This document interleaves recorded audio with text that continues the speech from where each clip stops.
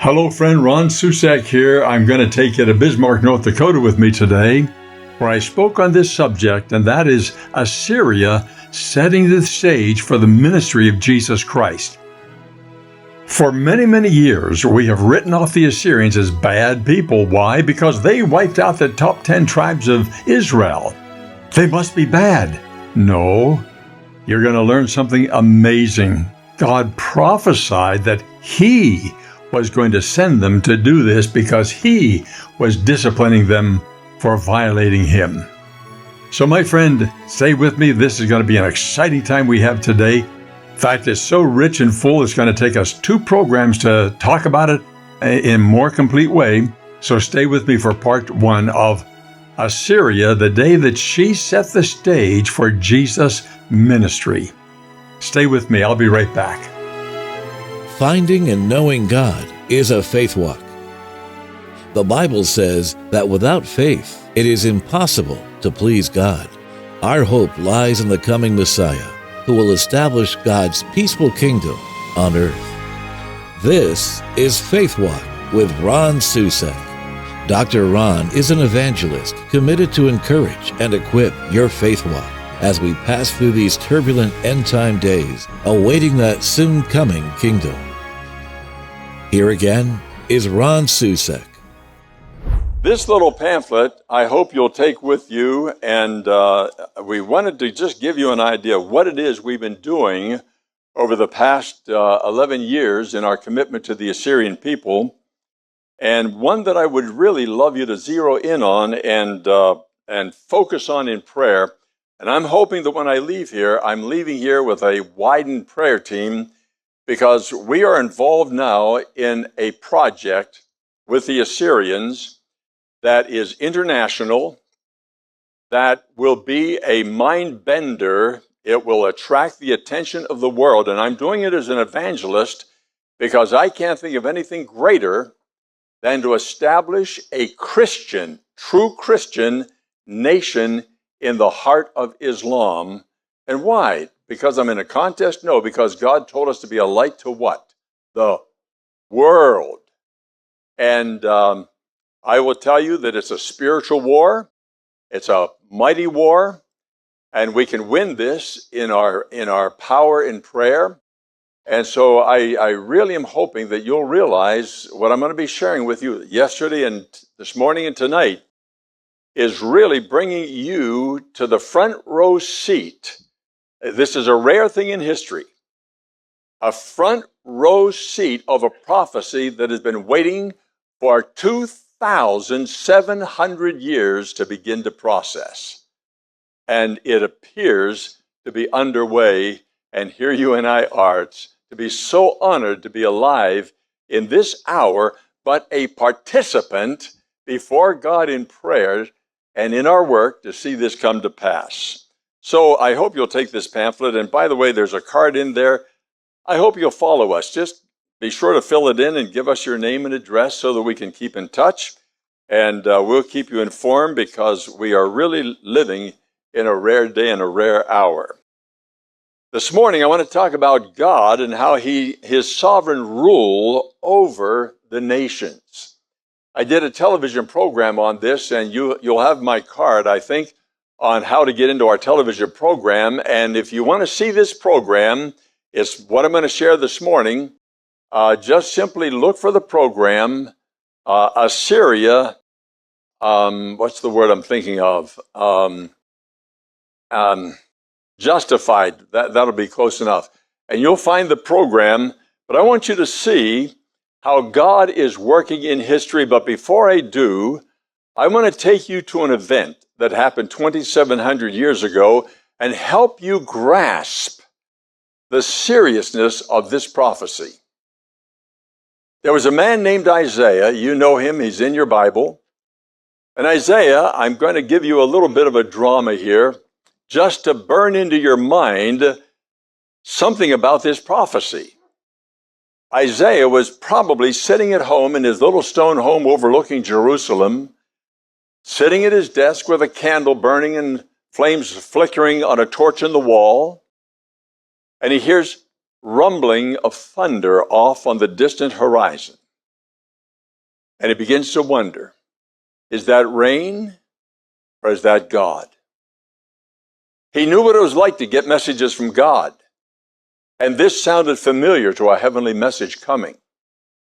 And the thunder got louder and louder, and Isaiah got up and went outside and looked in the sky, and it was a star-studded sky.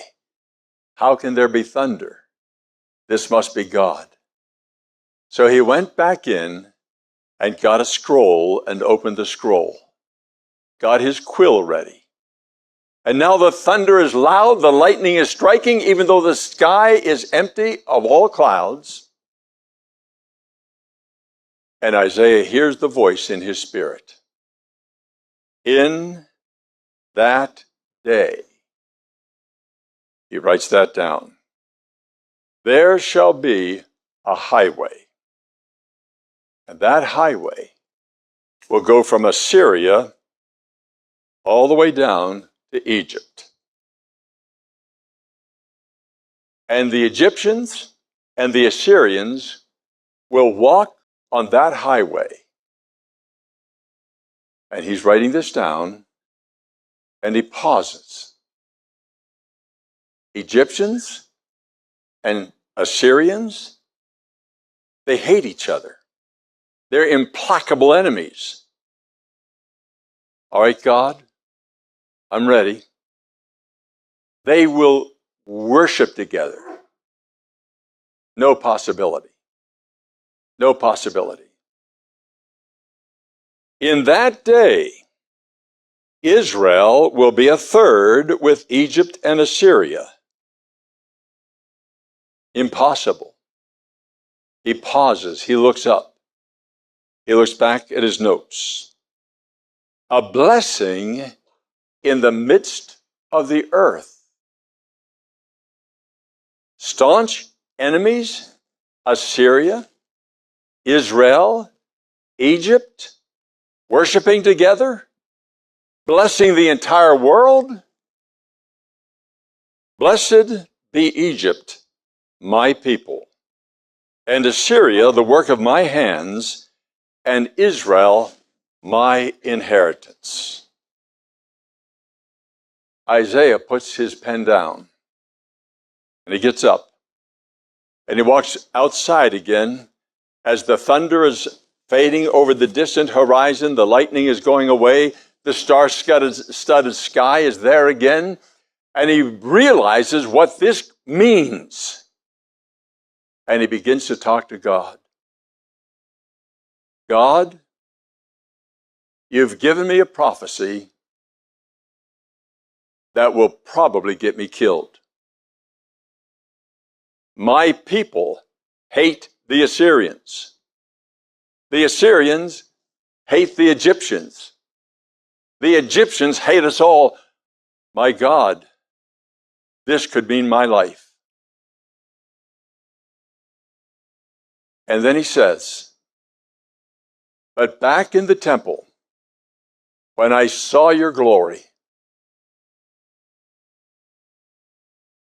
I said to you, when you asked the question, who will go for us? I said to you, here am I, send me.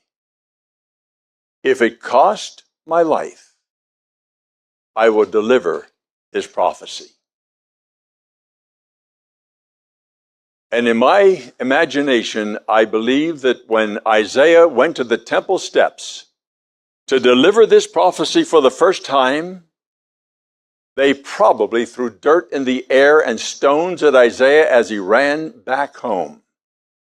This is not a prophecy that's possible on a human level. And now we are living in a day, 2,700 years later, this prophecy has been overlooked all those years, not because of ignorance. My theologian friends have all said, Ron, how did we miss this? It's not because of ignorance. I believe that God shielded this prophecy with his hand until the right time.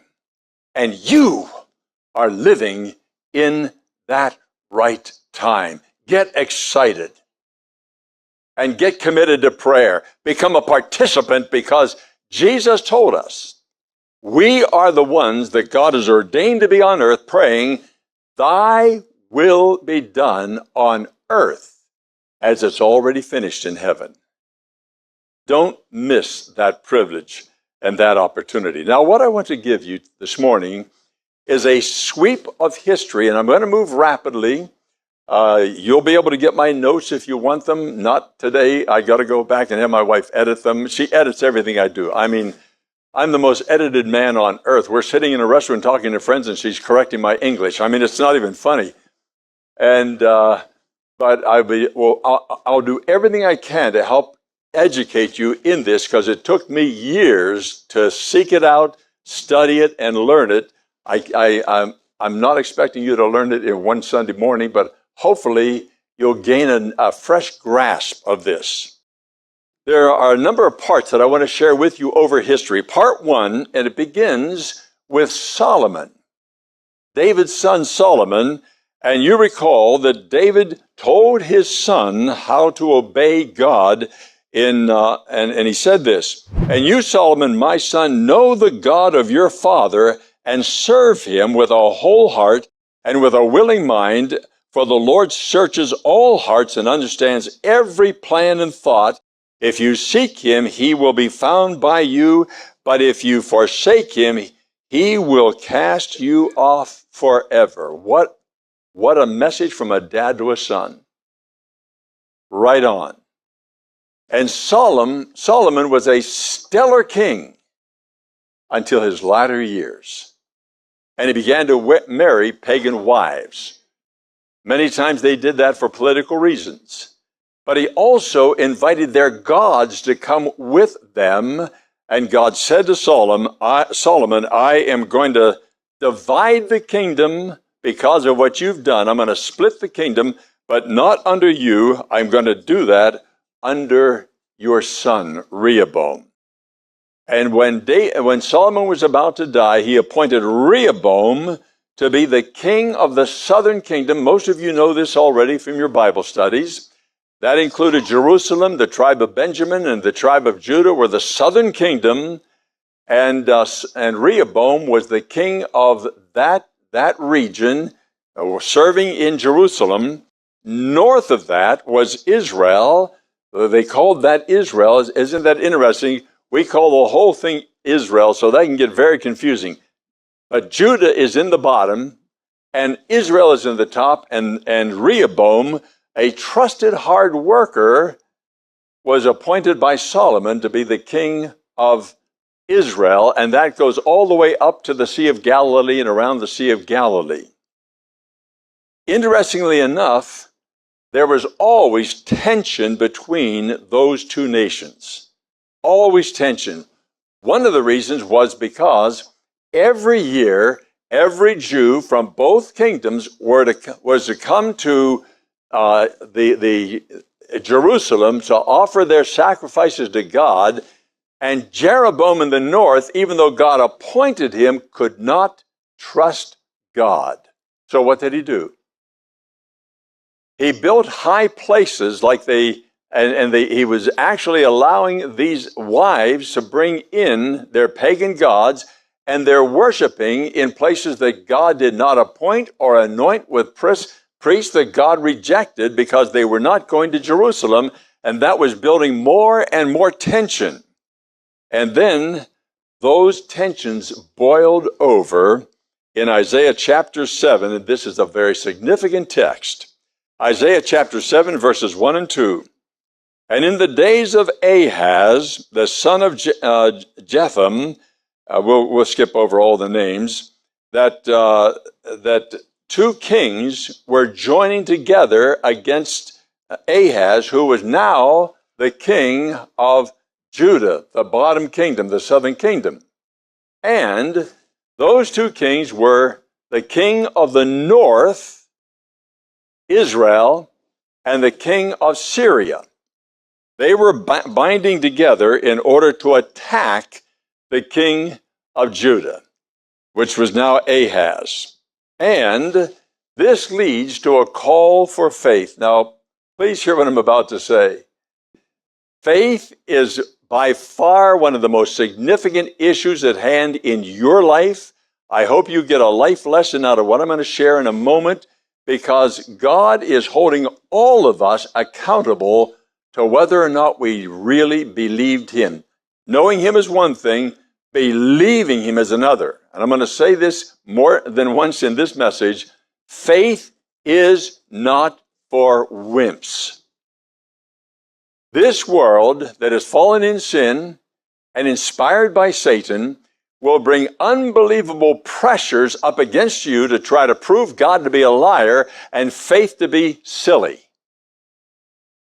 And that is where you and I need to dig in and determine, no, I am going to believe God above everything. All the circumstances, they will melt. God will stand firm, and He will always fulfill His word. I'm saying that emphatically. You need to build that into your personal life, as well as it's going to demand that kind of faith to believe that God can actually rearrange the Middle East and reestablish Assyria as a sovereign state in her historic homeland and become a witness of the gospel to a very darkened world. Are you with me? Oh, great. Thank you so much. I don't want to move too fast and lose you in the dust, because this is critical stuff. And then in Isaiah chapter 7, verses 3 to 9, God said to Ahaz that these two nations that are banding together to attack you, they are smoldering embers. In other words, they're going to burn out. Don't worry about it. They are not going to attack you. And then God said, it shall not stand, and it shall not come to pass. Stop worrying about it, because the Bible says that he and the nation were shaking like trees in a windstorm. They were that frightened. They thought they were done. And God said, no, they're two burning embers. Don't worry about them. They're going to burn out. They're not going to attack you. Ahaz, can you believe me? Circumstances say you're done. God said it's not going to happen. Now, which are you going to believe? And I want you not only to be thinking about Ahaz, but think about yourself. How many times have you faced that kind of a dilemma in your life? Circumstances is telling you you're a loser, you're done, you're nailed. And God says, believe me, you can't see Him. I don't know how many times I have wished that God would send an angel to sit on my bedpost and speak to me. But He doesn't. In the silence, His word says, believe me. Believe me, not just about me. Believe me. Don't just read in history. Believe me for now, for your life right now, today. That's the calling of God that's upon us. And then God made a profound statement, and I hope this burns into our minds. And here's what He said. If you are not firm in faith, Ahaz, you will not be firm at all. When you're not firm in faith, you begin to compromise. Because when situations are bad, there's always someone there to give you a way out, but it's a compromising way out, and ultimately it destroys you. Satan is a master at that. This world has mastered that. And God says, no, stand firm and believe me what I said. I told you they're going to burn out. They're not going to attack you. They can't. I'm going to destroy them. Don't worry about that. And then here's where it really, really gets interesting. There's a prophecy that begins to emerge here that we don't often see in this setting. And that is found in Isaiah 7, verses 10 to 17. And God said to Ahaz, okay, I see you shaking. You're nervous. You're frightened. The nation is frightened. You're not trusting me. Ask me for a sign. Ask me for a sign.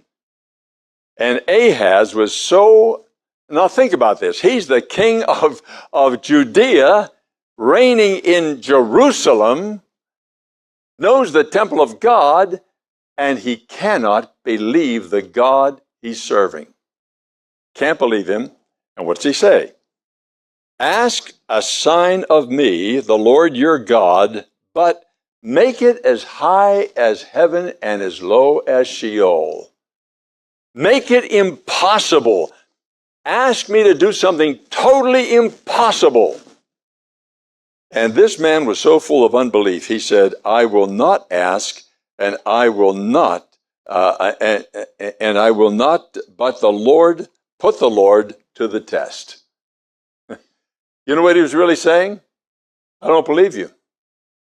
I'm not going to even try this test because I'll flunk. He already failed.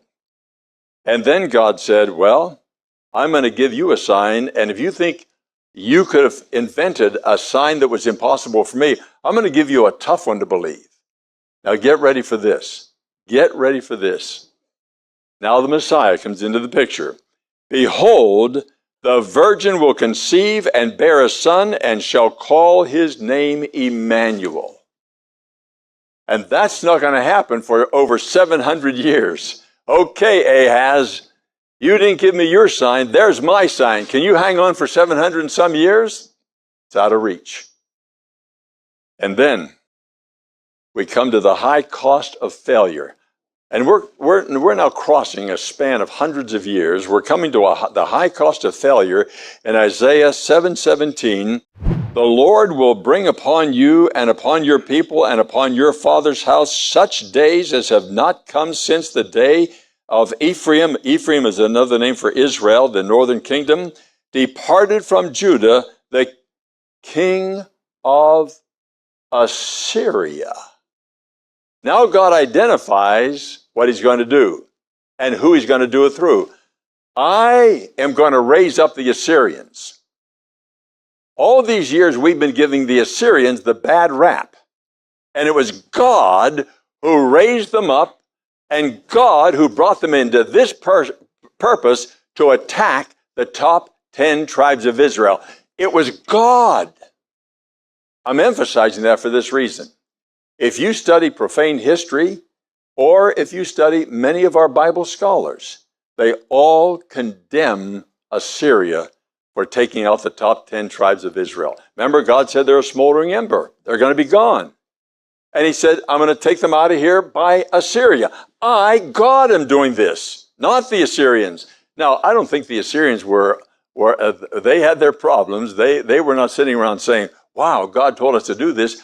I don't know how God motivated them. I'm just pressing that God was the one who set the stage for this. Why? There's a high cost for failed faith. A high cost for failed faith. Isaiah 7:17. The Lord will bring upon you and upon your people and upon your father's house such days as have not come in the day of Ephraim, and the Assyrians are coming. What are they going to do? In 722 BC, the Assyrians conquered and exiled the 10 tribes of Israel who became known, get ready for this. Now this is a shocker. They became known as the lost tribes. I'm sorry, I got ahead of myself. They're known as the 10 lost tribes of Israel. And God told Ahaz way back then, just believe me. Your problems are going to pass. Don't worry about what they're saying and all their threats and all their military getting ready. They're not going to attack. They're smoldering embers. I'm seeing to that. I am the sovereign God orchestrating history, not those people. Are you with me? Now, apply this, because we're looking at Ukraine and Russia. Is God not in command of what's going on? You better believe he is. And all the whys, none of my business. He's sovereign. I don't know. I don't understand all of his ways, but we must trust him. We have all kinds of complications taking place around the world. God is in command where this world is going. And I'm going to tell you the end of the story right now. This world is being orchestrated by God for the day when every single knee shall bow and confess that Jesus Christ is Lord to the glory of God the Father. That's where we're heading. And I want to meet Elon Musk and tell him to stop wasting his money on Mars. I'm serious. The dear man, he's a great man, a brilliant man. I love the guy. But he's going to blow billions of dollars on something that ain't going to happen. This planet is what God created for his work with mankind. Well, let me move on. If you know Elon, call him up and tell him that. Now, here's what happened. This is the point I'm building up to. Remember, we started with Solomon, who sinned. He was imperfect, and he split the kingdom. And now we have two imperfect kingdoms, and we have the king of the lower kingdom who can't believe God. And now we come to an incredible picture. And that is this. God sent the Assyrians to take out the 10 tribes of Israel, the northern kingdom, and disperse them across Assyria so they can't rise up against them. And the Bible actually tells us the locations where he put them. And what did he do? He implanted Gentiles. You remember the Gentile woman who couldn't understand why Jesus would talk to her? Why? Because the Jews that remained still hated the Gentiles that were now living in their homes and working their land. Am I making this clear? Want me to say it again? I want to make sure you get this, because this is a key hinge point. Assyria was sent by God, and by the way, God told Ahaz in a prophecy, this is going to happen in 65 years. And in 65 years, the Assyrians showed up and took out the top 10 tribes of Israel, scattered them across Assyria, and implanted in their place Gentile nations to live in their homes and work their lands. That was not a barbarous Assyria. That was an act of God. That's why I call it Assyria's vindication. Now, Dr. Ron has been talking to us about the end time days and wants us to prepare for the coming kingdom. And he has written a book titled The Assyrian Prophecy that is a missing part of the end times puzzle. And he who sat on the throne said, Behold, I make all things new. Write, for these words are true and faithful. The world is not ending. God is preparing a new world soon to begin. My new book, The Assyrian Prophecy, reveals how Assyria will join with Israel and Egypt to bless the world under the soon coming Messiah. Amid today's chaos, God is searching for righteous people through whom he will bring the prophecy to completion. When you reach the end of this book, one question will be in your mind. Lord, what would you have me to do? You can learn more at theassyrianproject.org.